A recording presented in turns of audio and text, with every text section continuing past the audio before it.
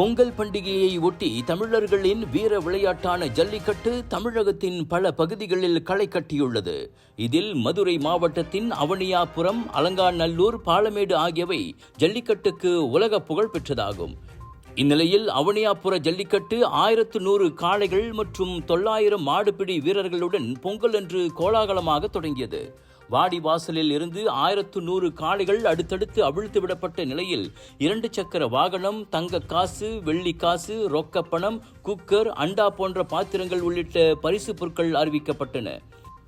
முதல் பரிசு பெறும் காளைக்கு முதலமைச்சர் மு.க.ஸ்டாலின் சார்பில் விவசாயத்திற்கு பயன்படும் டிராக்டர் வாகனமும், முதல் பரிசு பெறும் மாடுபிடி வீரருக்கு துணை முதலமைச்சர் உதயநிதி ஸ்டாலின் சார்பில் காரும் பரிசாக அறிவிக்கப்பட்டன. இதனால் மாடுபிடி வீரர்களும் உற்சாகத்துடன் காளைகளை பிடிக்க களத்தில் இறங்கினர். 1500 போலீசார் பாதுகாப்பு பணியில் ஈடுபட்டனர். ஏறு தழுவல், மஞ்சு விரட்டு போன்ற பெயர்களாலும் அழைக்கப்படும் இந்த ஜல்லிக்கட்டு வெறும் பொழுதுபோக்கு விளையாட்டு மட்டுமல்ல, மாறாக தமிழர்களின் பெருமைமிகு கலாச்சார அடையாளமாகும். விலங்கு நல அமைப்புகள் அவ்வப்போது எதிர்ப்பு தெரிவித்தாலும் போட்டி விதிமுறைகள் கடுமையாக்கப்பட்டு ஒழுங்கு முறையோடு இந்த ஜல்லிக்கட்டு வீர விளையாட்டு தமிழகத்தில் வெகு சிறப்பாக நடைபெற்று வருகிறது.